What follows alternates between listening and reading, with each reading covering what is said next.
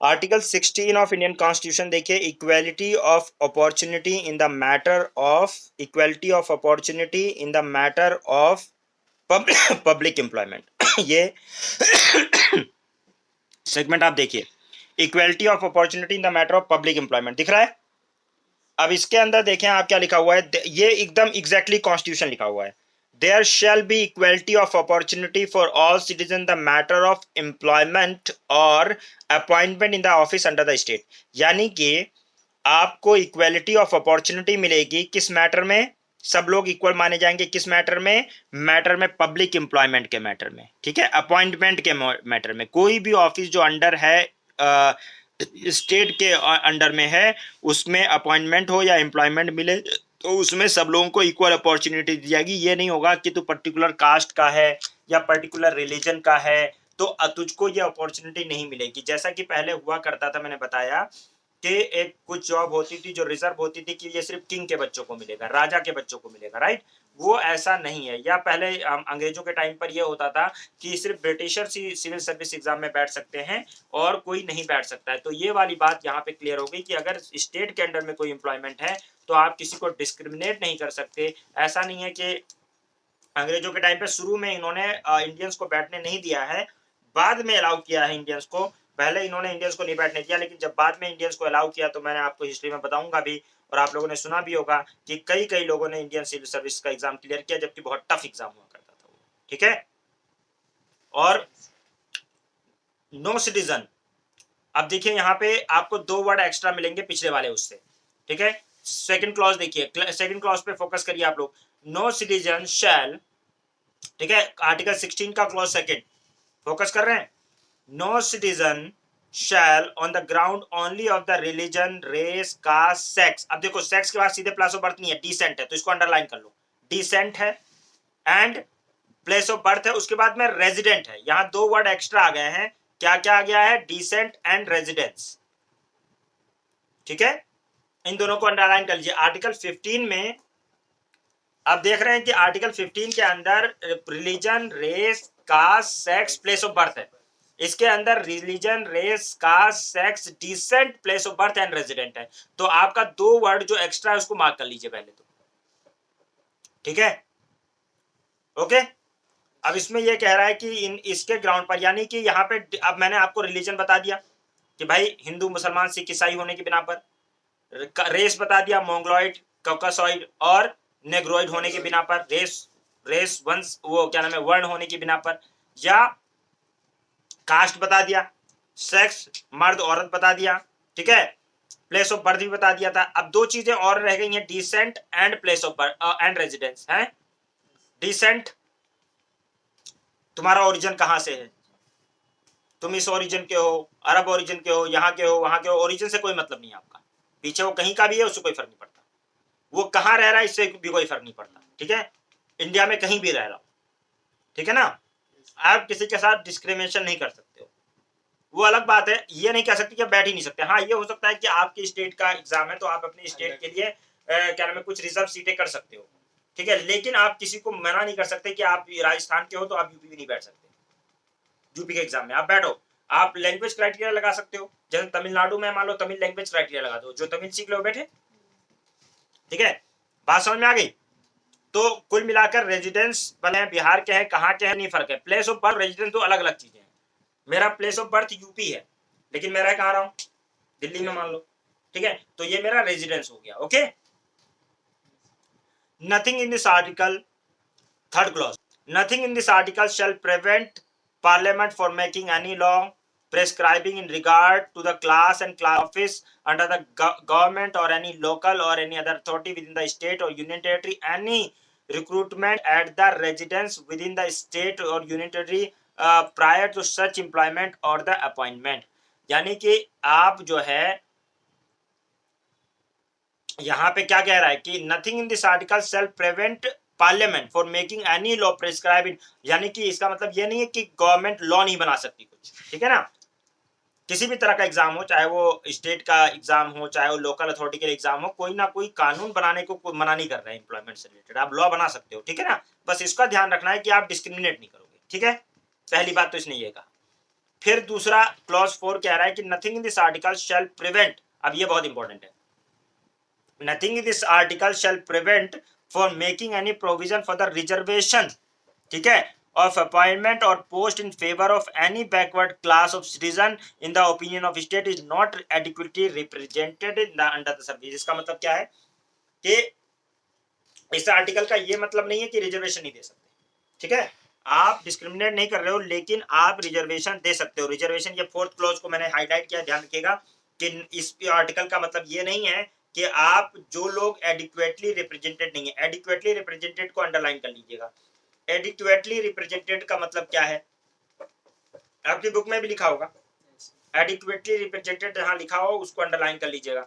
Adequately represent का मतलब यह है कि प्रचुर मात्रा में नहीं है। जैसे मान लीजिए कि ए ग्रेड सर्विसेज में मान लीजिए कि शेड्यूल कास्ट के लोग इक्का दुक्का है, लक्ष्मीकांत में है शेड्यूल, वो पेज नंबर बता दो, 7.8 पे व्यू पॉइंट देखो,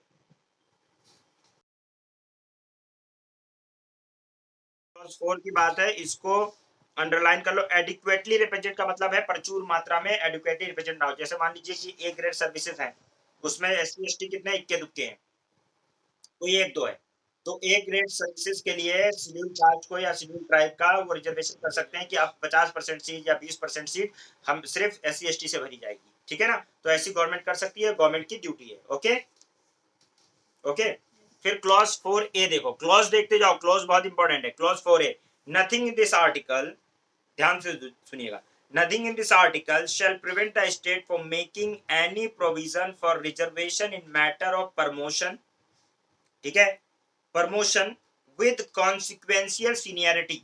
आप इसको अंडरलाइन कर लीजिए, कॉन्सिक्वेंशियल सीनियरिटी को अगर अंडरलाइन नहीं कर सकते हैं तो लिख लीजिए, consequential seniority.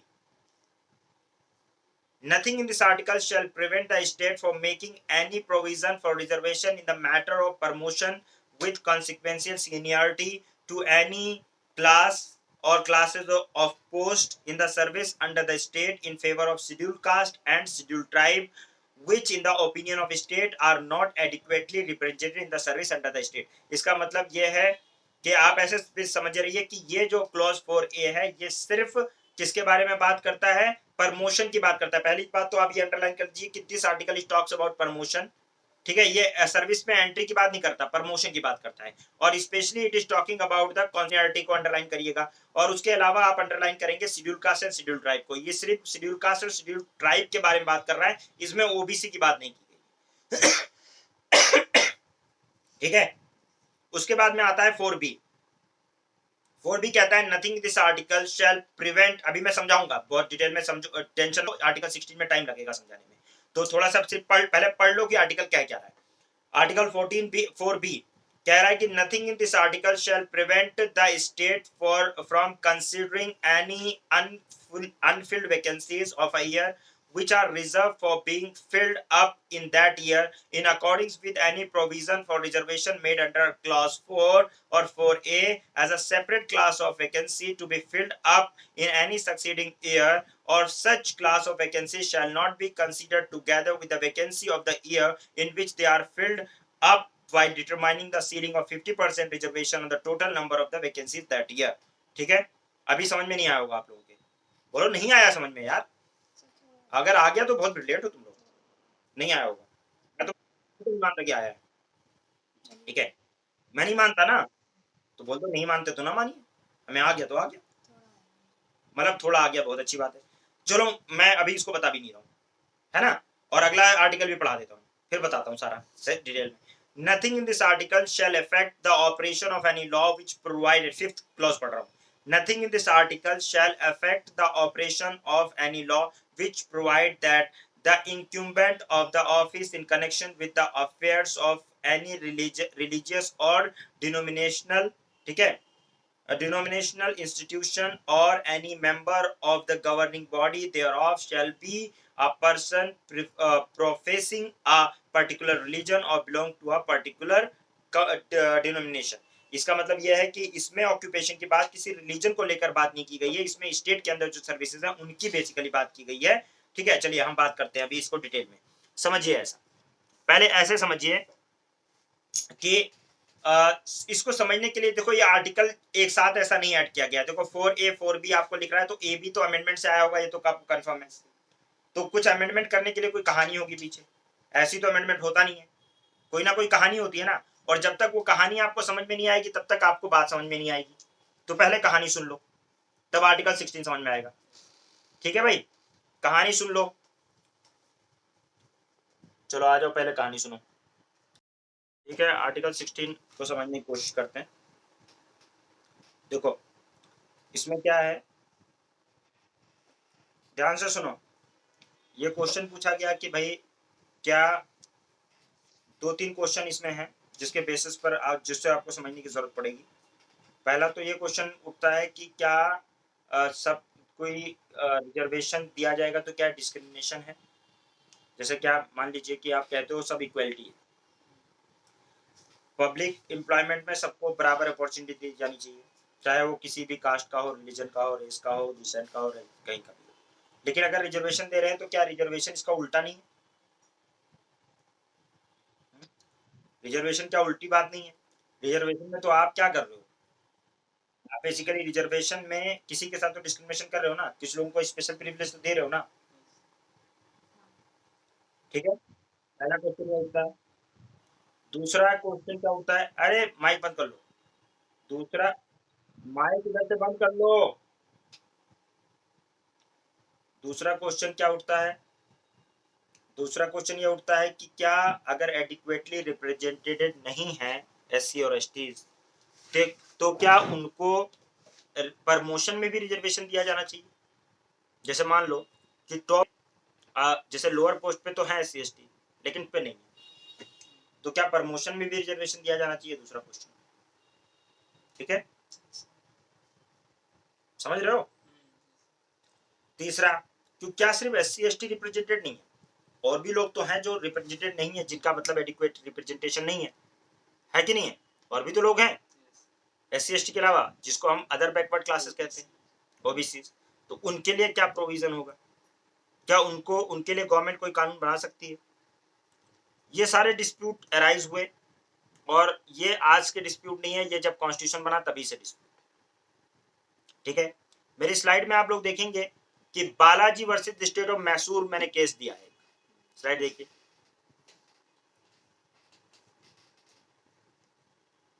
Balaji versus state of Mysore, ठीक है, दिया है, 1960 का केस है।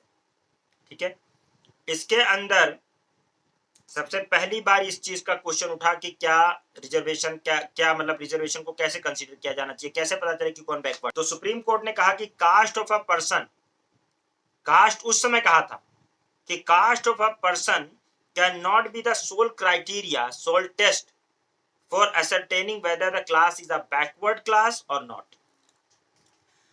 Poverty, occupation, place of habitation may be the relevant factor to be taken into consideration. आप सिर्फ कास्ट देखकर ये नहीं कह सकते कि बैकवर्ड है, आप उसकी गरीबी देखिए, वो काम क्या करता है वो देखिए, वो किस जगह पे रहता है ये देखिए, इससे आप डिसाइड करिए कौन बैकवर्ड है। फिर ऐसे बंदों को जो है आप रिजर्वेशन दीजिए। ये कब बोल रहा है? Balaji versus state of Mysore 1960 में बोल रहा है, लेकिन पॉलिटिकल बहुत वो है। State of Kerala, state of Kerala versus N M Thomas, दूसरा केस मैंने बोला। ठीक है, state of Kerala versus N M Thomas, आप लोगों को तो बालाजी केस देखिए, पहला स्क्रीन पे दिख रहा है आप लोगों के कि बालाजी केस कहता है कि supreme court held for attaining weather a class is a backward class और नॉट, पॉवर्टी गरीबी, ऑक्यूपेशन क्या काम करता है, प्लेस ऑफ हैबिटेशन कहाँ पे रहता है, ये सब भी देखना चाहिए तब बैकवर्ड डिसाइड करो। ठीक है, एक बात क्लियर हो गई है? अब क्लॉज 16, आर्टिकल 16 का क्लॉज 4 आप लोगों ने देखा, आर्टिकल 16 का क्लॉज 4 देखा था ना भाई? क्या बोल रहा था आर्टिकल 16 का? आर्टिकल 16, आर्टिकल 16, आर्टिकल 16 पढ़ा रहा हूं मोनी। क्लॉज 4 क्या बोलता है कि nothing in this article prevent state from making any provision for the reservation of appointment, clause 4 बोल रहा हूं, और post in favour of any backward class of the citizen in the opinion of state is not adequately represented. यहाँ पे question NM Thomas में क्या आ गया, यहाँ देखिएगा ध्यान, एनएम थॉमस में क्वेश्चन ये आ गया कि क्लॉज 1 में आप कह रहे हो, क्लॉज 1 में आप क्या कह रहे हो कि आप डिस्क्रिमिनेशन नहीं करोगे, हैं, और क्लॉज 4 में आप खुद ही कह रहे हो कि डिस्क्रिमिनेट करो, आ रहा है ना। क्लॉज 1 में कह रहे हो आप किसी को स्पेशल ट्रीटमेंट नहीं दोगे, आप भाई चाहे रिलीजन के बेस पे, रेस के बेस पे, क्लास के बेस पे, ठीक है, कास्ट के बेस पे, किसी भी बेसिस पे आप जो है डिसेंट और रेजिडेंस के बेसिस पे आप किसी को डिस्क्रिमिनेशन नहीं दोगे। फिर क्लॉज 4 के अंदर आप जाके कह रहे हो कि आप रिजर्वेशन दे दोगे, ठीक है ना। तो ये तो एक दूसरे के उल्टा है ना, ये तो एक दूसरे को ही काट रहे हैं। तो एनएम थॉमस में सुप्रीम कोर्ट ने कहा कि नहीं भाई साहब ऐसा नहीं, आप पहले बात को समझिए। Article 16 clause 4 indicate the method of achieving equality embedded in article 16(1). उसने बोला 16 क्लॉज 4 ना एक मेथड है इक्वालिटी लाने का, आपका फिनिश स्टार्टिंग पॉइंट इक्वल नहीं है माय डियर, ठीक है ना। आप इक्वालिटी नहीं है इसीलिए तो रिजर्वेशन देकर इक्वालिटी ला रहे हैं, आप समझ रहे हैं कि आप लोग जैसे टॉप पे 10 बंदे जनरल के हैं और बंदे जनरल के हैं और एक भी बंदा किसका, SC ST का एक बंदा है, ठीक है, या OBC का एक बंदा है, 2 बंदे हैं, तो उनको रिजर्वेशन देकर हम आप 100 के बराबर लाना चाह रहे हैं। यही तो इसी वजह से आर्टिकल 16 क्लॉज 4 है, ठीक है। तो ये आर्टिकल 16(4) उसको उल्टा नहीं है, जबकि उसको अचीव करने का एक तरीका है, ठीक है। एनएम थॉमस की बात समझ में आ गई, state of Kerala versus N M Thomas, ठीक है। दो किताबें हो गई। एक इंडिया का सबसे इंपॉर्टेंट केस जिसको हम लोग मंडल कमीशन केस के नाम से जानते हैं, उसका एक नाम और है इंदिरा सवानी केस। क्या नाम है? इंदिरा सवानी को, इसका फेमस नाम है मंडल कमीशन। कौन सा?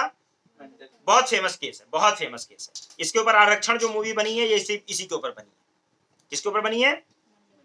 मंडल कमीशन के बेसिस पर। अब मंडल कमीशन को जरा समझना पड़ेगा, ठीक है ना। मंडल कमीशन या इंदिरा सवानी केस क्या हुआ, अब ये तो SC ST को रिजर्वेशन है, ये तो कंफर्म था, ठीक है ना। अब बात ये आई कि जो अदर बैकवर्ड क्लासेस OBC, इन्होंने भी रिजर्वेशन की डिमांड करनी शुरू की कि भाई हम लोग भी बैकवर्ड है, हमें भी जरा रिजर्वेशन दो जॉब में, ठीक है।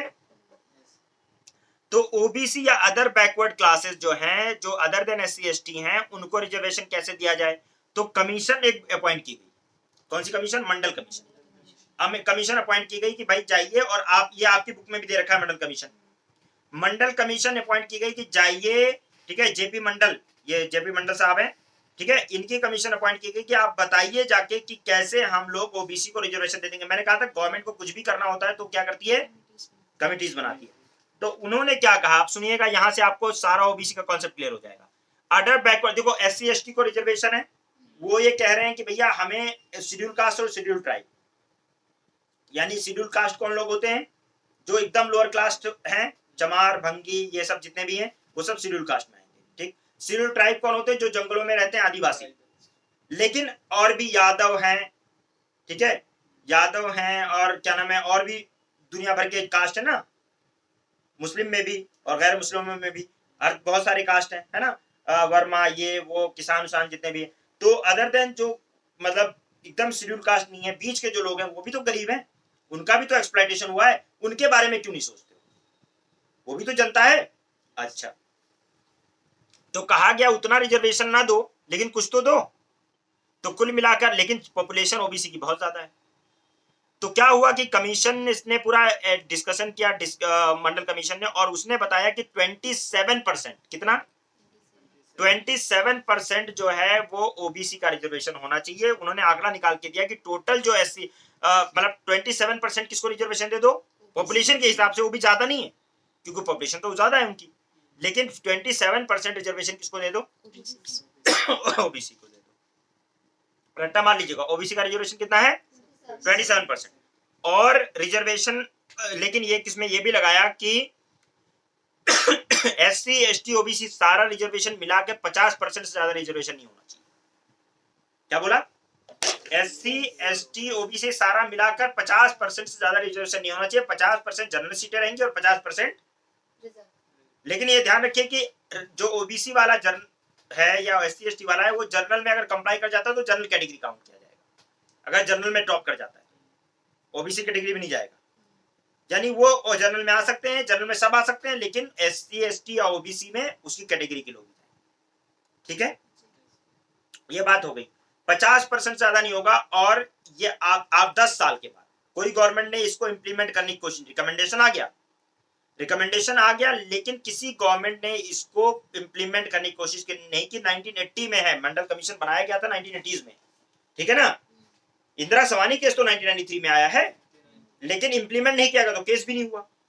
1990 में जाके वीपी सिंह, आपको पता है ना, वीपी सिंह गवर्नमेंट आई थी 1990 में। वीपी सिंह गवर्नमेंट ने डिक्लेयर किया कि 27% रिजर्वेशन हम देते हैं जॉब में ओबीसी को, ठीक है। कितना देते हैं? 27% ओबीसी को देते हैं, ठीक है, ओके। लेकिन उसमें 27% में यह है कि अडॉप्ट किया इकोनॉमिक क्राइटेरिया को भी लिया, कि इकोनॉमिक जो क्राइटेरिया है उसके हिसाब से डिसाइड किया जाएगा। नरसिम्हा राव ने देखो ओबीसी को 27% रिजर्वेशन दे दिया, और 1991 में नरसिम्हा राव ने 2 चेंज उसमें कर दिए। कौन कौन से 2 चेंज कर दिए? पहला कि पुअरर सेक्शन, ओबीसी का जो पुअरर सेक्शन है ना, जिसको हम बोलते हैं नॉन क्रीमी लेयर, क्या बोलते हैं? देखो उसने ये भी आइडेंटिफाई किया गया कि 2 तरह से ओबीसी है। एक है जो पैसे वाले हैं, ठीक है ना, जिनको रिजर्वेशन की जरूरत नहीं है, और एक है जिनका पैसा बहुत कम है, गरीब हैं, तो इकोनॉमिकली बैकवर्ड हैं, तो उन लोगों को कोटा दिया जाएगा, ठीक है ना। तो क्या बोला गया कि पुअरर सेक्शन जो सोसाइटी के हैं ओबीसी के अंदर, उन्हीं को 27% कोटा मिलेगा, इकोनॉमिक क्राइटेरिया देखा जाएगा, ठीक है। लेकिन एससी एसटी में इकोनॉमिक क्राइटेरिया नहीं देखा जाता, याद रखिए, एससी एसटी में इकोनॉमिक क्राइटेरिया नहीं देखा जाता। फिर ध्यान से मेरी बात सुनिएगा, ओबीसी में इकोनॉमिक क्राइटेरिया देखा जाता है, एससी एसटी में इकोनॉमिक क्राइटेरिया नहीं दिया जाता। अगर वो करोड़पति भी है ना तो भी उसको रिजर्वेशन मिलेगा एससी एसटी से। अब बताओ क्यों? बताओ क्यों? सोच के बताओ यार, ऐसे पता नहीं से क्या चलेगा, बताओ सोच के। अच्छा एक बात बताओ, मायावती इतना वो हो गई थी है, फिर भी कास्ट सूचक गालियां उनको लोग देते हैं कि नहीं देते? कि चमारिन है बोल, ऐसा आपने सुना होगा। यहां तक कि लोग डीएम हो जाते हैं, फिर भी उनके साथ उनको पैसे से उनको नहीं तोला जाता। वो इतने बैकवर्ड हैं कि उनके कास्ट से ही उनको गिना जाता है हमेशा। तो उनका अगर पैसा हो भी जाता है बाई चांस, तो भी 2-4-6 जनरेशन लगेगी उस स्टिग्मा को, उस दिमाग को चेंज करने में, जो लोगों का एक कास्ट को लेकर, शेड्यूल कास्ट को लेकर और शेड्यूल ट्राइब को लेकर बना हुआ है। तो इसलिए उनका इनकम क्राइटेरिया नहीं देखा जाता है, ठीक है। लेकिन ओबीसी में क्या है, वो लोग जनरल की तरह से ही जीते हैं, बस अगर पैसा हो तो एकदम बढ़िया, और पैसा ना हो तो थोड़ा दबे दबे रहेंगे, ठीक है ना। तो इसलिए ये देखकर, ये सब सोचकर इनका इनकम क्राइटेरिया रख दिया गया, और एससी एसटी के लिए इनकम क्राइटेरिया नहीं है। तो जो लोग इनकम क्राइटेरिया यानी पैसा ज्यादा है जिनके पास, ऐसे सिंपल वर्ड में समझ लो, उनको तो रिजर्वेशन नहीं मिलेगा, और जिन उनको बोला जाएगा क्रीमी लेयर में है, ठीक है। और जिन लोगों के पास पैसा कम है ओबीसी में, उनको रिजर्वेशन मिलेगा, ठीक है। क्लियर बात समझ में आ गई? एक और चेंज इन्होंने किया था कि रिजर्वेशन किया था कि 10% और रिजर्वेशन मिलेगा पुअरर सेक्शन को, जो कि किसी भी रिजर्वेशन में नहीं आते, यानी जनरल कैटेगरी के लोग हैं, जो जिसको हम ईडब्ल्यूएस कह देते हैं, इकोनॉमिकली वीकर सेक्शन, जो कि क्या नाम है, जनरल कैटेगरी में है, गरीब हैं, लेकिन वो किसी भी रिजर्वेशन में कवर नहीं होते, ठीक है ना। लेकिन सुप्रीम कोर्ट ने सेकंड वाले प्रोविजन को अनकॉन्स्टिट्यूशनल कह दिया, उसको बोला कि नहीं, ये ठीक नहीं है इकोनॉमिकली। अभी इसमें तो आप सब लोग रिजर्वेशन मांगने लगेंगे, वो जनरल में ही ठीक है, वो इतने पिछड़े हुए नहीं है, ठीक है ना। और सिर्फ इनकम को क्राइटेरिया नहीं कर सकते, कभी इंसान फ्लक्चुएशन होता है, कभी गरीब होता है, कभी अमीर होता है, लेकिन जनरल कैटेगरी वाले वैसे बहुत आगे हैं, इसलिए उनको 10% रिजर्वेशन अभी नहीं दिया जा सकता। अभी हमें जिसको उठाना जिम्मेदारी हमारी है वो ओबीसी है, एससी एसटी है, और उनको हम रिजर्वेशन दे रहे हैं। वो भी एससी एसटी, ओबीसी को जनरल की तरह ट्रीट किया जाएगा अगर वो पुअर नहीं है। अगर पुअर है, इकोनॉमिकली वीकर है, तब उसको एज अ ओबीसी ट्रीट किया जाएगा। क्लियर? तो ये भी, और सेकंड वाला जो है मंडल कमीशन की रिकमेंडेशन को, ये जो इन्होंने नरसिम्हा राव ने जो चेंज किया था बी कैटेगरी, जिसमें 10% रिजर्वेशन इन्होंने जनरल को दिया था, वो वाला मना कर दिया गया। मंडल कमीशन केस 1992 में आता है इसीलिए, और वो डिसाइड करता है आर्टिकल 16(4) का स्कोप, कि ये 27% का जो क्राइटेरिया है क्या वो सही है। इंदिरा सवानी केस के नाम से वो फेमस है। मंडल कमीशन भी केस कहते हैं और इंदिरा सवानी केस भी कहते हैं। क्या बोलते हैं? इंदिरा सवानी। और इंदिरा सवानी केस एक ही नहीं है, एक दो, कई बार, 2 बार हुआ है, 2-3 बार हुआ है। तो ये जो है आपका मंडल कमीशन में बोलते हैं कि ये देखो क्या ओबीसी का जो कंडीशन दिया गया वो सही है।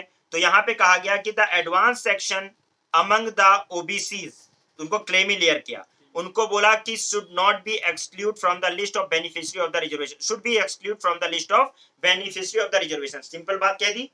इंदिरा सवानी में इन्होंने कह दिया कि जो ओबीसी में क्रीमी लेयर है वो जर्नल होगा, वो रिजर्वेशन नहीं मिलेगा उसको जिसके पास पैसा है, ठीक है। दूसरा, no reservation in the promotion, ठीक है, reservation should be confined to the initial appointment only, any existing reservation in the promotion can continue for 5 years only. उन्होंने कहा कि देखिए प्रमोशन में ओबीसी को कोई रिजर्वेशन नहीं मिलेगा, सिर्फ एंट्री स्टेज में मिलेगा वो रिजर्वेशन, प्रमोशन में रिजर्वेशन एस ओबीसी के लिए नहीं, ठीक है। फिर उन्होंने एक बात और कही कि टोटल जो कोटा है रिजर्वेशन का वो 50% से कभी ज्यादा नहीं होना चाहिए, ठीक है। यानी जैसे 100 सीट है तो 100 में से सिर्फ 50 रिजर्व हो सकती हैं, 50 रिजर्व नहीं होंगी एक्सेप्शनल सिचुएशन को छोड़कर, ठीक है।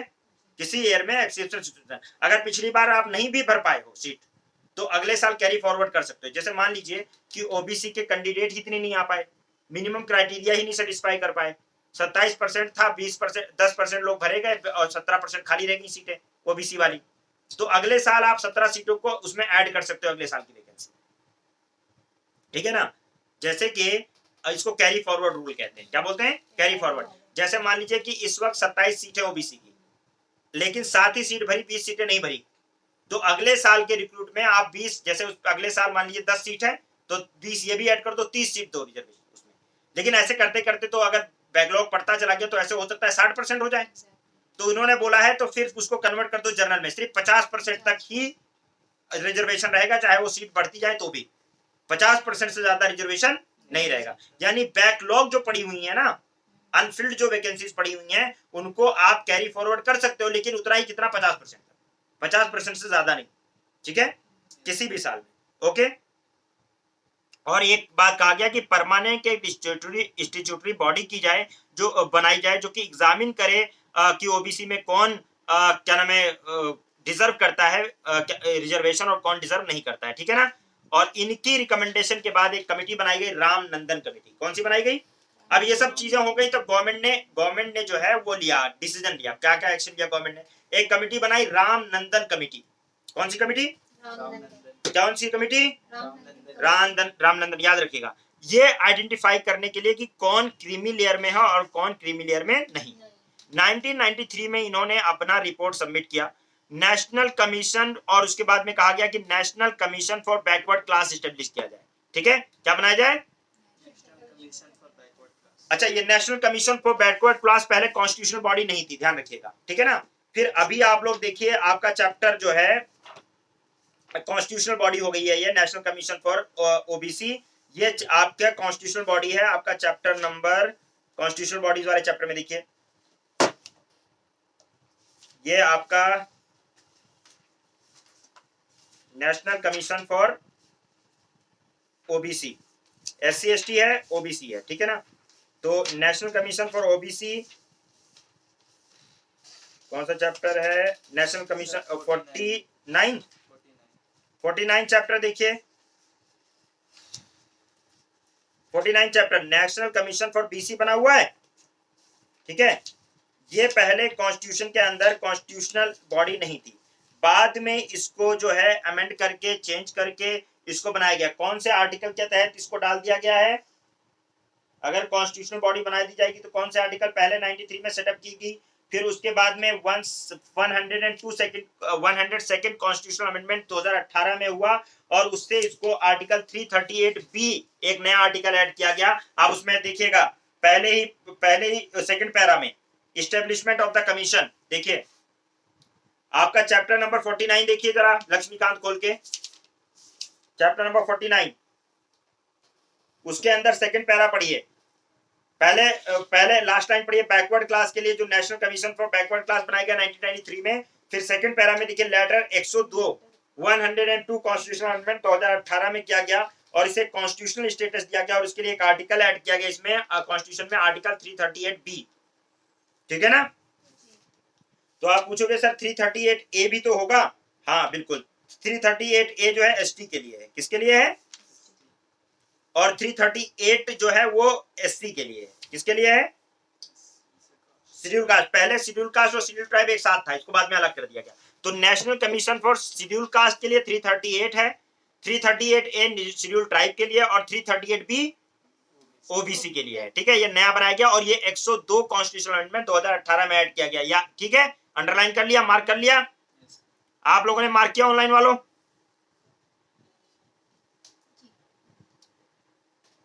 चैप्टर नंबर 49,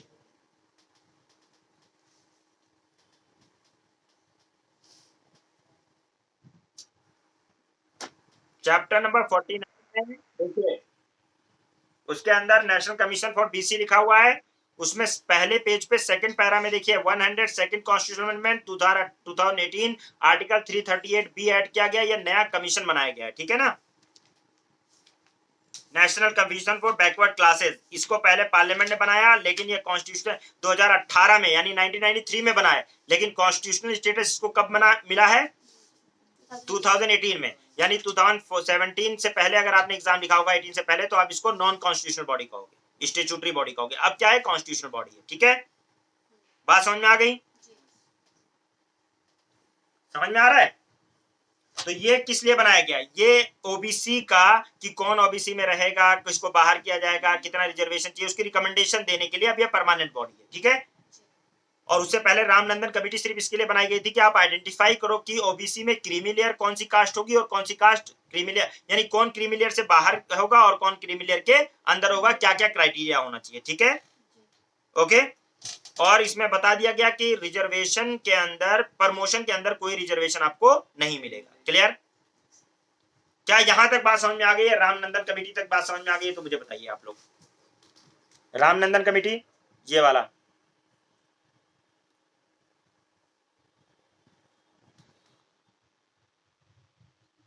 हाँ,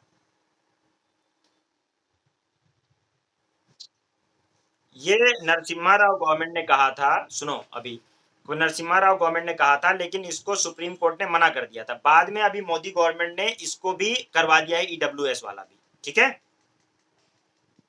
लेकिन उस समय सुप्रीम कोर्ट ने नरसिम्हा राव गवर्नमेंट 1991 में किया था, वो उस समय मना कर दिया था कि जो 10% जो है वो EWS economically weaker section general class की, उनको मना कर दिया था उस समय कि ये रिजर्वेशन नहीं दिया जाएगा। लेकिन मोदी गवर्नमेंट आई तो इसने अभी रिसेंटली ईडब्ल्यूएस का कोटा भी लोगों को प्रोवाइड कर दिया जो इकोनॉमिकली वीकर सेक्शन है जनरल जनरल कैटेगरी में। ठीक है,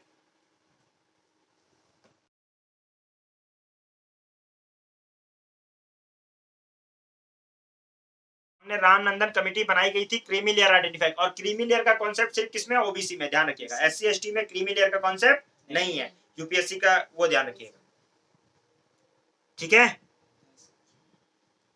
अब इसके बाद में देखिए 77th कॉन्स्टिट्यूशनल अमेंडमेंट 1995, पढ़िए इसको। 77th कॉन्स्टिट्यूशनल अमेंडमेंट किया 1995 में गवर्नमेंट ने। 77th कॉन्स्टिट्यूशनल अमेंडमेंट में नया प्रोविजन ऐड किया आर्टिकल 16 के अंदर। ठीक है ना, कहा कि 77 आर्टिकल जो है उसमें क्या कहा कि स्टेट को प्रोवाइड टू रिजर्व, ये क्या कहा कि article 16 that empower the state to provide for the reservation in the promotion, मैंने दिखाया ना उसमें, प्रमोशन में रिजर्वेशन की बात करते हैं, any service under the state in the favour of ST ST, SC ST को रिजर्वेशन देने की बात की कि अगर वो एडिक्वेटली रिप्रेजेंटेड नहीं है तो उनको प्रमोशन दिया जाए रिजर्वेशन में भी, 1995 से। ठीक, 1995 में ये हुआ। अब इसको चैलेंज कर दिया लोगों ने। चैलेंज कहां करेंगे? Supreme court. कौन से केस में? Ajit Singh Juneja versus state of Punjab में। इन्होंने 77th कॉन्स्टिट्यूशनल अमेंडमेंट को चैलेंज कर दिया कि ये गलत है, प्रमोशन में रिजर्वेशन में प्रमोशन नहीं होना चाहिए। ठीक है, क्या किया जाए? ठीक है ना, तो वहां पे कैचअप रूल आया था। अजीत सिंह जुनेजा में क्या आया था? कैचअप रूल आया था। फिर 85th कॉन्स्टिट्यूशनल अमेंडमेंट होता है 2001 में, जिसमें कॉन्सिक्वेंशियल सीनियरिटी वाला कॉन्सेप्ट आता है। अब मैंने आप लोगों से ये बताया था कि कैचअप रूल और कॉन्सिक्वेंशियल सीनियरिटी को जरा बताइए। सर कॉन्सिक्वेंशियल सीनियरिटी का मतलब ये है कि अगर आप दोनों एग्जाम्पल के तौर पे अगर आप कैटेगरी बी में हो, दोनों जनरल भी और एससी एसटी भी, और आप प्रमोशन मांग रहे हो कैटेगरी ए के लिए, तो अगर डिस्पाइट ऑफ जनरल अगर आपका सीनियर भी है, जूनियर जनरल अगर आपका बहुत ज़्यादा सीनियर है और आपका SC ST इतना सीनियरिटी पे नहीं है, पर प्रमोशन के बेसिस पे जो SC ST वाला है उसको प्रमोशन जल्दी दिया जाएगा। ये कॉन्सिक्वेंशियल ये सीनियरिटी। कॉन्सिक्वेंशियल सीनियरिटी के अंदर ओके। आता है। तो और कैचअप रूल में कैचअप रूल के अंदर ये होता है कि मतलब कैचअप रूल इसको क्रॉस कर रहा है एक तरीके से, इस चीज़ को वो इस तरीके से कि जो SC जैसे जनरल बाद में अगर वो उसको प्रमोशन मिलता है 1-2 साल के बाद भी, अगर 3 साल बाद भी प्रमोशन मिला है, तो जो उसकी सीनियरिटी जनरल वाले की गई है वो वापस रीगेन कर लेगा कैचअप रूल के अकॉर्डिंग। ये बोला। आप बताओ, कैचअप रूल फेवर में है जनरल के या कॉन्सिक्वेंशियल सीनियरिटी फेवर में? सर जनरल के फेवर में कैचअप रूल है, और अगर देखा जाए SC ST के लिए तो कॉन्सिक्वेंशियल सीनियरिटी। ओके, तो मतलब समझ में आ गई आप लोगों को? समझ में आया कि इन्होंने क्या कहा मैडम ने? सर गलत है मेरा? नहीं नहीं ठीक है, लेकिन ऐसे इसको ठीक से समझाना पड़ेगा ना। देखो ऐसे समझो, मतलब ये एग्जांपल। हाँ एग्जांपल समझो। एक चीज। जैसे क्या उन्होंने कहा कि इन्होंने 77th कॉन्स्टिट्यूशनल अमेंडमेंट में कहा कि SC ST को रिजर्वेशन में प्रमोशन, रिजर्वेशन किया जाएगा प्रमोशन में, ठीक। अब मान लीजिए कि एक जनरल बंदा है, वो हेड क्लर्क है बहुत पहले से, ठीक है, वो क्लर्क है, सॉरी क्लर्क है, सिंपल वर्ड में क्लर्क है बहुत पहले से, जनरल बंदा काफी टाइम से। और एक बंदा आया है अभी SC ST का, अभी रिसेंटली, वो भी क्लर्क है। अब दोनों एक ही फुटेज पे क्लर्क है, ठीक। बात समझ में आ रही है? एग्जांपल समझो, दो बोथ आर क्लर्क, ठीक। लेकिन अब इसमें सीनियर कौन है? लेंथ ऑफ सर्विस के हिसाब से कौन सीनियर है? जनरल वाला। लेकिन पोजीशन के हिसाब से कौन सीनियर है? कोई नहीं, दोनों बराबर हैं, ठीक। अब प्रमोशन की बात आती है कि प्रमोट किया जाएगा, हेड क्लर्क बनाना है, ठीक है। तो हेड क्लर्क के हिसाब से सीनियर अगर देखा जाएगा, ठीक है। अब मान लीजिए कि मान लीजिए कि रिजर्वेशन आ गया कि अब एक हेड क्लर्क की सीट है और उसमें प्रमोशन दिया जाएगा सिर्फ SC ST को। किसको दिया जाएगा? तो इसमें जो प्रमोशन किसको मिलेगा? SC ST वाले को, ठीक।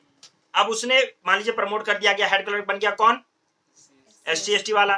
लेकिन लेंथ ऑफ सर्विस में वो अभी भी जूनियर है, किससे? जनरल वाले से। लेकिन पोजीशन में वो सीनियर हो गया, ठीक। अब बाय चांस अब जो है आगे फिर एक पोस्ट आ जाती है हेड क्लर्क की, उसमें जनरल वाला प्रमोट हो जाता है। अब दोनों एक फुटेज पे, एक ही उसमें, लेकिन हेड क्लर्क के तौर पे एक्सपीरियंस किसका ज्यादा है? SC वाले का। और वैसे लेंथ ऑफ सर्विस के हिसाब से किसका? जनरल वाले का है। अब अगर नेक्स्ट प्रमोशन होगा तो किसको दिया जाएगा? अब देखना पड़ेगा कि कॉन्सिक्वेंशियल सीनियरिटी है या कैचअप रूल है। अगर कैचअप रूल आप लगाएंगे तो मान लिया जाएगा कि इसने कैचअप कर लिया। किसने कैचअप कर लिया? जनरल वाले ने। का पुराना भी पूरा ओवरऑल देखा जाएगा और माना जाएगा कि वो पुराना रिट्रोस्पेक्टिव, वो पीछे से जो सीनियर है तो उसको सीनियर माना जाएगा। अब मान लीजिए इस वाले पोस्ट पे रिजर्वेशन नहीं है, इस पे जनरल में रिजर्वेशन नहीं है, मतलब जो अब रैंक है, अब दोनों हेड क्लर्क जरूर है, अब नेक्स्ट पोस्ट पे रिजर्वेशन नहीं है, लेकिन किसको दिया जाए प्रमोशन? तो कौन सीनियर है उसी हिसाब से तो दिया जाएगा। अब यहां डिसाइड करना है कि कौन से, तो लेंथ ऑफ सर्विस के हिसाब से तो सीनियर कौन है? जनरल वाला। तो कैचअप रूल कहेगा कि ये सीनियर है, लेकिन कॉन्सिक्वेंशियल सीनियरिटी कहेगी कि सीनियर कौन है? SC ST वाला है, क्योंकि बाय कॉन्सिक्वेंस ही सही हेड क्लर्क का एक्सपीरियंस उसका ज्यादा है। Are you getting? ठीक है ना, बात समझ में आ गई? सिंपल वर्ड में समझ में आ गया। बस कैचअप रूल फेवर करता है किसको? बोलता है कि जनरल वाला अपनी सीनियरिटी रिस्टोर कर लेता है फिर, ठीक है। जब वो उस पोजीशन पे आता है तो उसको पुराने टाइम से, क्योंकि काफी टाइम से, तो सीनियर हो जाएगा। लेकिन कॉन्सिक्वेंशियल सीनियरिटी कहती है कि नहीं, SC ST वाला सीनियर होगा, ठीक है। और वो क्यों? तो उसपे इसको इन्होंने 85th कॉन्स्टिट्यूशनल अमेंडमेंट में बोला और उन्होंने कॉन्सिक्वेंशियल सीनियरिटी को कॉन्स्टिट्यूशन में लिख दिया कि ये सीनियर माना जाएगा, कौन? SC ST वाला, ठीक है। तो इन्होंने इसको चैलेंज कर दिया एम नागराजन में, 85th कॉन्स्टिट्यूशनल अमेंडमेंट को चैलेंज कर दिया इन्होंने। मतलब ये बोला कि सीनियर किसको माना जाएगा? SC ST वाले को सीनियर माना जाएगा, ठीक है ना। लेंथ ऑफ सर्विस की वजह से उसको सीनियर नहीं माना जाएगा, ठीक है ना। कैचअप रूल को हटा दिया। तो M Nagarajan versus union of India 2007 के अंदर इसको भी चैलेंज कर दिया गया। तो सुप्रीम कोर्ट ने कहा ये SV नहीं है, SC है, ठीक है ना, ध्यान रखना। मैंने जो लिखा है ना, व्हाट चैलेंज SC, वो SC है, वो गलती से SV लिखा है। सर एक सॉरी टू इंटरप्ट, पर ये अजीत सिंह वाला जो था, इसके अंदर इन्होंने कैचअप रूल को इंट्रोड्यूस किया। इंट्रोड्यूस किया था। तो इसी के लिए उन्होंने अमेंडमेंट कर दिया कि हम अमेंड कर दे रहे हैं, आप क्या करोगे, तुम इंटरप्रेट क्या करोगे। जब हम अमेंड करते हैं, हम कह रहे हैं कि कौन सीनियर होगा, एससी एसटी सीनियर होगा, कॉन्सिक्वेंस सीनियरिटी हम लेंगे, ठीक है ना। लेकिन इसको भी चैलेंज कर दिया गया, लेकिन सुप्रीम कोर्ट ने यहाँ पे अपहेल्ड किया, इसको बोला ये वैलिड है, ठीक है, क्योंकि गवर्नमेंट को अपनी कॉन्स्टिट्यूशनल ड्यूटी भी फुलफिल करनी है कि अगर बंदा एडिक्वेटली रिप्रेजेंटेड नहीं है, यानी एससी एसटी वाला एडिक्वेटली रिप्रेजेंटेड नहीं है सीनियर पोस्ट पे, तो उसको सीनियरिटी तक पहुंचाना है। इसलिए गवर्नमेंट की मजबूरी है और ये इस तरह से इनवैलिड नहीं है, कॉन्स्टिट्यूशनली वैलिड है, ठीक है ना। बोलो कि जनरल वाले 10 बैठे हुए हो यार, इसको हम पहुंचाने की कोशिश कर रहे हैं, तो बीच में रास्ता रोक रहे हो, फिर सीनियर बन के पहुंच जा रहे हो। समझ रहे हो ना बात को, खेल समझ में आया, आसान भाषा में समझ में आ गया ना। तो ये है कुल मिलाकर के एससी एसटी को मतलब जो कहा गया कि प्रमोशन किसमें मिलेगा, किसमें मिल सकता है, प्रमोशन में भी रिजर्वेशन मिलेगा, प्रमोशन में भी रिजर्वेशन मिलेगा, लेकिन ओबीसी को नहीं मिलेगा। ओबीसी को सिर्फ रिजर्वेशन एंट्री लेवल पे मिलेगा, और उसमें भी जब आप इकोनॉमी वीकर सेक्शन में होंगे तो, ठीक है ना। मतलब इकोनॉमी वीकर सेक्शन मतलब नॉन क्रीमी लेयर, ठीक है। और अब इन्होंने मोदी गवर्नमेंट एक और लिया है, ईडब्ल्यूएस, इकोनॉमिकली वीकर सेक्शन, उनको भी 10% रिजर्वेशन दे दिया है, जो भी इकोनॉमिक क्राइटेरिया में नीचे है, वो criteria time to time change करते रहते हैं। हाँ, यूपीएससी 10% रिजर्वेशन जो अप्लाई होता है वो पूरी सारी गवर्नमेंट जॉब में होता है, ठीक है। उसके बाद में Ram Singh versus union of India 2015 में केस आता है, उसमें बोलता है, सुप्रीम कोर्ट कह देता है कि कास्ट जो है एक प्रोमिनेंट फैक्टर और इजी जरूर है बैकवर्डनेस को आइडेंटिफाई करने के लिए, लेकिन कास्ट को अलोन क्राइटेरिया नहीं बनाना चाहिए, जो पहले ही बताया था कहां पे, बालाजी में। तो यहाँ पे बोल रहा है गवर्नमेंट को और भी चीजों को कंसिडरेशन में लेना चाहिए, जैसे social, economic, cultural, educational, even political, ठीक है, और दूसरे भी और ग्रुप जो है जैसे ट्रांसजेंडर्स हैं, उन सबको भी देखना चाहिए, सिर्फ और सिर्फ आप कास्ट को लेकर मत रोते रहिए। ये इन्होंने एक रिकमेंडेशन दे दी है, किसको, मतलब गवर्नमेंट को, कि आप जो है और भी क्राइटेरिया देखें, सिर्फ आप तो बैकवर्डनेस का एक ही क्राइटेरिया लेकर घूम रहे, कास्ट नीचा है तो कास्ट नीचे है, कास्ट नीचे है तो बैकवर्ड। अरे भैया और भी चीजें देखिए ना, इकोनॉमिकल भी चीजें देखिए। तो इसको लेते हुए, इस रिकमेंडेशन को देखते हुए, जनरल कैटेगरी में जो वीकर सेक्शन है उनको भी 10% कोटा दिया गया, इकोनॉमिकली वीकर सेक्शन के नाम पर। क्लियर। तो हमारा ये आर्टिकल 16 था, क्या आपको समझ में आया। कहानी क्या है आर्टिकल 16 की, कि गवर्नमेंट जॉब्स में किसी को डिस्क्रिमिनेशन नहीं दिया जाए। तो जब रिजर्वेशन है तो डिस्क्रिमिनेशन है। तो सुप्रीम कोर्ट एनएम थॉमस में कहता है कि नहीं साहब, ये रिजर्वेशन जो है डिस्क्रिमिनेशन नहीं है, ये तो इक्वलिटी लाने का एक तरीका है, ठीक। फिर ये बोलते हैं कि क्या नाम है, हम अब सारा लड़ाई वही है कि एससी एसटी की प्रमोशन में क्या हमें आप रिजर्वेशन दोगे। तो बोलते हैं हाँ भैया हम देंगे, क्योंकि हमें क्या करना है, अपनी कॉन्स्टिट्यूशनल ड्यूटी को फुलफिल करना है। हमारी कॉन्स्टिट्यूशनल ड्यूटी ये है कि जो ग्रुप एडिक्वेटली रिप्रेजेंटेड नहीं है, प्रचुर मात्रा में जिसके लोग नहीं है वहां पे, जैसे एससी एसटी के 2 बंदे बैठे हुए हैं और जनरल कैटेगरी 50 बंदे बैठे हुए हैं, तो उनको भी 10-5 पहुंचा दो, जितनी उनकी पॉपुलेशन उतनी तो पहुंचा दो, लगभग उनके आसपास तो पहुंचा दो, हैं।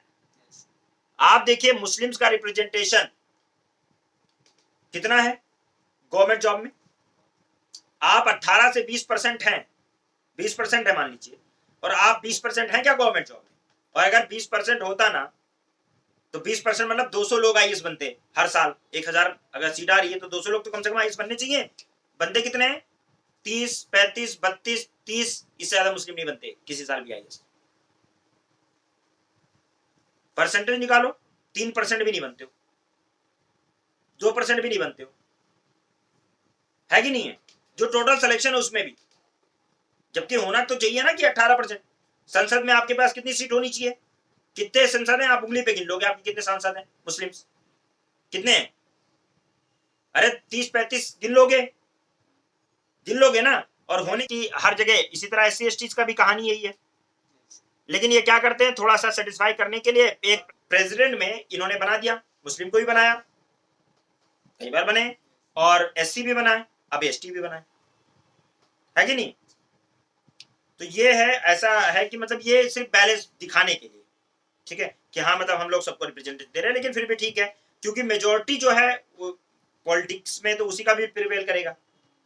तो आपको आर्टिकल 16 समझ में आया क्या, ऑनलाइन वालों आपको समझ में आया थोड़ा आर्टिकल 16। हाँ जब उसने कहा कि देखिए आप तो पहले तो आप इक्वालिटी की बात करते हैं, फिर रिजर्वेशन, और रिजर्वेशन का मतलब होता है प्रिविलेज तो नहीं देना है ना किसी को, तो कहते हैं कि देखो यार प्रिविलेज नहीं दे रहे हैं, वो बहुत बैकवर्ड हैं, तो हम उनको इक्वालिटी पे लाने का रिजर्वेशन देना एक तरीका, ठीक है ना। फिर उन्होंने कह दिया कि मतलब वही कॉन्स्टिट्यूशनल अमेंडमेंट कर दिया कि हम प्रमोशन में रिजर्वेशन दे रहे हैं, तो उसको चैलेंज कर दिया, तो सुप्रीम कोर्ट ने उनको दे दिया कैचअप रूल की ठीक है बाद में तुम सीनियर हो जाओगे, जनरल वालों को बोला कि तुम सीनियर हो जाओगे, लेकिन उसको फिर उन्होंने अमेंड कर दिया कॉन्स्टिट्यूशन में कि नहीं नहीं वो सीनियर नहीं होंगे, सीनियर वही रहेगा जो SC ST वाला है, तो फिर उसको चैलेंज किया गया, तो सुप्रीम कोर्ट ने कहा नहीं सही कह रहे हैं गवर्नमेंट, मतलब ये पार्लियामेंट सही कह रहा है, सीनियर SC ST वाला ही रहेगा, क्यों, क्योंकि उनको कॉन्स्टिट्यूशनल रिक्वायरमेंट फुलफिल करनी है, उनको एडिक्वेट रिप्रेजेंटेशन देना है, मतलब टोटल एडिक्वेट का मतलब प्रचुर मात्रा में रिप्रेजेंटेशन देना है, ठीक है ना।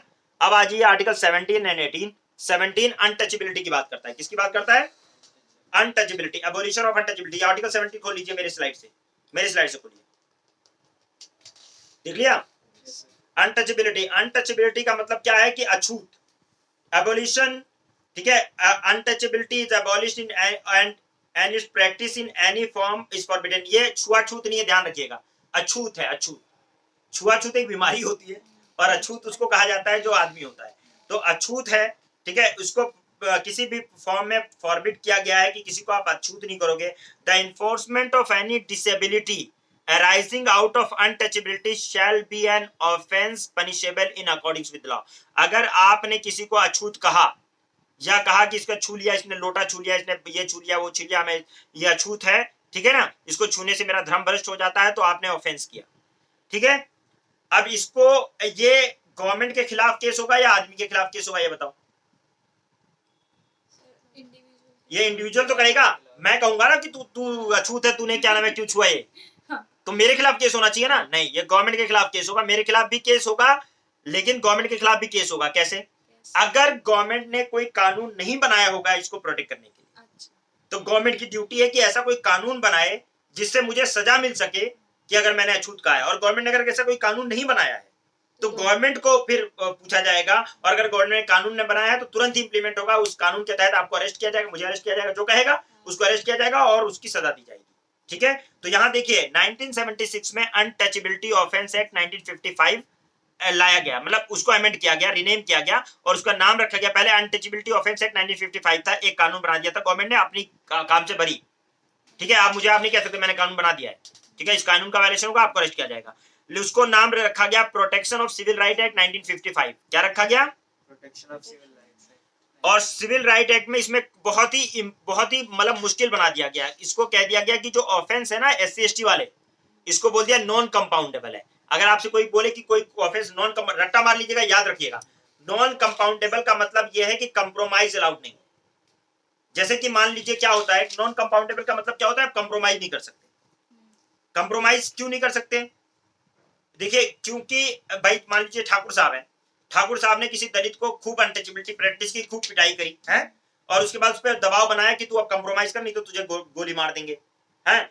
तो जब वो कानून में ही कंप्रोमाइज नहीं कर सकते हैं तो वो कैसे कंप्रोमाइज करेगा, तो उनको पता है कि नहीं करेगा, नहीं तो उसको वैसे मार देते कि कंप्रोमाइज कर, इसलिए इन्होंने इसको नॉन कंपाउंडेबल बना दिया कि आप कंप्रोमाइज हो ही नहीं सकता, इसमें सजा मिलेगी तो मिलेगी, ठीक है। और प्रैक्टिस करना अनटचेबिलिटी कॉग्निजेबल ऑफेंस है, और कॉग्निजेबल ऑफेंस उस ऑफेंस को कहते हैं, रट्टा मार लीजिए, कि जिसमें अरेस्ट कर सकते हैं बिना वारंट के। मान लो आपको कोई अरेस्ट करने आए पुलिस वाला, तो आप कहोगे भाई वारंट दिखाओ, मजिस्ट्रेट ने लिख के दिया कि मुझे अरेस्ट करना है, आप अगर वारंट नहीं है तो अरेस्ट नहीं कर सकता आपको नॉर्मली, ठीक है ना। जब तक वारंट मजिस्ट्रेट से नहीं मिलता है तब तक आपको अरेस्ट नहीं किया जा सकता है, ठीक है ना, ये बेसिक लॉ है। किसी को अरेस्ट करने के लिए क्या चाहिए, वारंट चाहिए, तो ये कॉग्निजेबल ऑफेंस है, और इसमें अरेस्ट बिना वारंट के भी अरेस्ट कर सकते हैं, ठीक है ना। नॉर्मल केसेस में नहीं कर सकते, हाँ कोई जितने भी कॉग्निजेबल ऑफेंस, जैसे मर्डर कर दिया, रेप है, ऐसी कोई बड़े क्राइम है, उनमें कॉग्निजेबल ऑफेंस कहा जाता है उनको, उसमें बिना वारंट के अरेस्ट कर सकते हैं, लेकिन जर्नली नहीं कर सकते। तो इसको भी इतना बड़ा क्राइम मान दिया गया है अनटचेबिलिटी को, कि बिना वारंट के भी आपको अरेस्ट किया जा सकता है कि नहीं। तो दो चीजें याद रखो, नॉन कंपाउंडेबल है, इसका मतलब क्या है, कंप्रोमाइज नहीं कर सकते, सजा मिलेगी इसमें। दूसरा कॉग्निजेबल ऑफेंस है, नॉन कॉग्निजेबल नहीं है, non compoundable but cognizable. Cognizable offence वो होता है जिसमें अरेस्ट किया जाएगा बिना वारंट के, नॉन कॉग्निजेबल ऑफेंस होगा जिसमें बिना वारंट के अरेस्ट नहीं किया जा सकता, ठीक है। इसमें अरेस्ट करा जाएगा बिना वारंट के, ठीक है, विदाउट अ वारंट। तो कॉग्निजेबल ऑफेंस है और नॉन कंपाउंडेबल है। याद रखेंगे दोनों वर्ड। क्या आप लोगों को समझ में आ रहा है?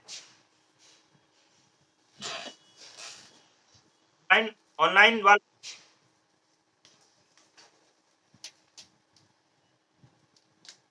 ऑनलाइन कोई बोल दो भैया, समझ में आ रहा है?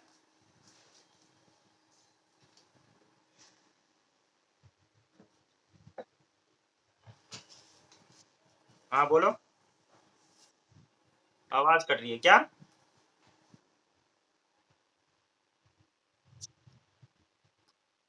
हाँ, कंप्रोमाइज नहीं कर सकते, मतलब उस बंदे को अरेस्ट करो और वो बंदा जो है जिसको आपने जुल्म किया है, जिसको मतलब आपने भंगी चमार कहकर अनटचेबल प्रैक्टिस किया है, वो कंप्रोमाइज नहीं कर सकता। मतलब वो आपके कंप्रोमाइज करते कि पैसा वैसा लेने के बाद केस खत्म कर दो, तो ऐसा नहीं हो सकता। नहीं तो उसके ऊपर दबाव बना के मार पीट के ठाकुर लोग वैसे ही कंप्रोमाइज करवा लेते। ठीक है। और कॉग्निजेबल है यानी कि बिना क्या नाम है, अरेस्ट कर सकते हैं बिना वारंट के। ठीक है। अनटचेबिलिटी, क्या अब ये क्वेश्चन आ सकता है, क्या अनटचेबिलिटी कॉन्स्टिट्यूशन के अंदर डिफाइन है? नहीं, अनटचेबिलिटी डिफाइन नहीं है कहीं। क्या अनटचेबिलिटी होती क्या है, ये कहीं पे डिफाइन नहीं, कॉन्स्टिट्यूशन में कहीं डिफाइन नहीं। अगर आपसे कोई पूछे कि अनटचेबिलिटी किसको कहते हैं, तो आप कहोगे कॉन्स्टिट्यूशन में नहीं डिफाइन है। ठीक है। फिर मैसूर हाई कोर्ट ने एक बार कोशिश की इसको डिफाइन करने की, लेकिन कॉन्स्टिट्यूशन में नहीं है। मैसूर हाई कोर्ट ने क्या कहा है, held that the social disability, देखिए यहां पर पढ़िए, मेरी स्लाइड में पढ़िए। Mysore high court held that social disability imposed on certain classes, social disability, disability मतलब ये तू नहीं कर सकता, वो नहीं कर सकता, ये टच नहीं कर सकता, वो नहीं, डिसेबल कर दिया उसको, डिसेबिलिटी। ठीक है। imposed on certain classes of person by reason of their birth in certain caste।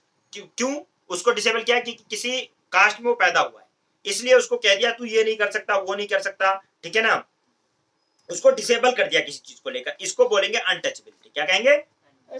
ठीक है। ये मैसूर हाई कोर्ट ने एक बार डिफाइन करने की कोशिश की कि उसके बर्थ के बिना पर आपने उसको किसी चीज को करने से मना किया, कोई काम करने से मना किया। जैसे बोला कि तू भंगी पैदा हुआ है तो तू कैसे किसानी का काम कर सकता है, तू लेटरिन साफ करने का काम कर।